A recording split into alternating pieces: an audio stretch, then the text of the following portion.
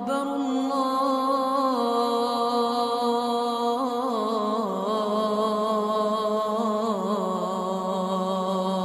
Before I came to Islam, my life was really kind of focused on drink, drugs. The whole kind of purpose of life was just to have fun and have a laugh.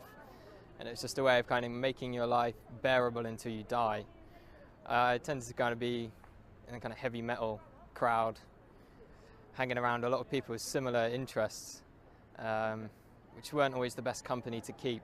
My first experience of seeing Muslims was the 9/11 attacks. I remember I was quite young at the time and I wasn't completely aware of what was going on. In fact, I ran to one of my friends after seeing the news report and I told him that the tourists had declared war in America because I'd never heard of terrorists before. As the war was unfolding and I was seeing more and more about the war in Afghanistan, I started understanding that these people were Muslims and that the Muslims were doing these horrible atrocities across the world. So from that kind of media bombardment, I started getting a strong hatred for Muslims. So much, in fact, I tried to join the army 3 times with the goal of wanting to go over there and kill as many of these people as I could, to do my bit for the country and to make it a bit safer for my family. I thought they were kind of the big evil of the world. I started hearing a bit more about Islam. It was the last time I was applying for the army. I came across this radio station. It was at a time when I was listening to conspiracy theory radio and things like this. And it was a radio station from the American government called Terror Talk.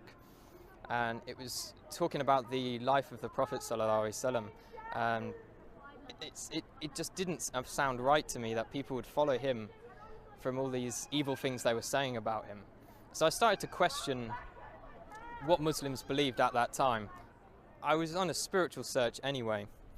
At the time I was looking into Norse mythology and paganism, and one of my friends turned to me and said, before you decide on this paganism thing, have a look around a bit more.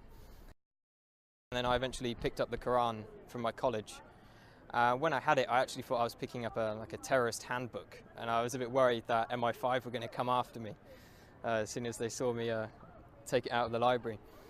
But as soon as I started reading the book, it hit me immediately, and I couldn't stop reading it. It sank deep into my heart.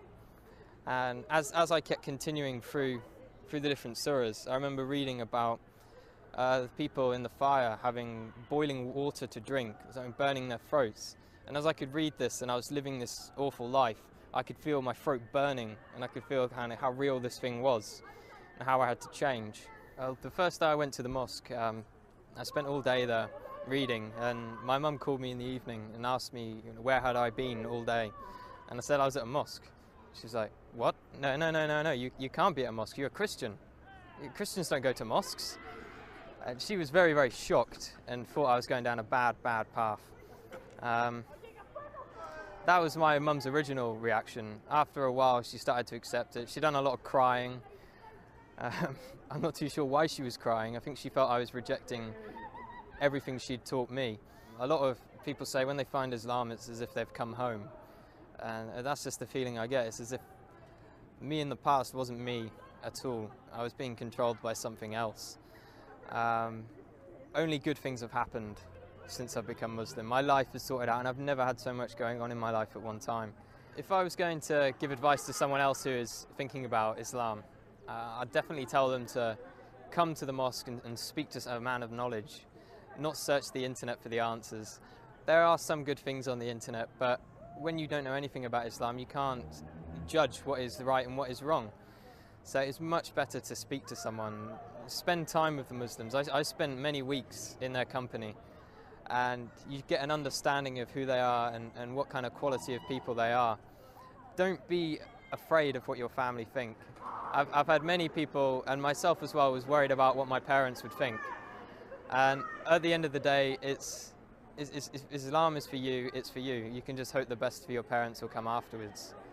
Allahu Akbar, Allahu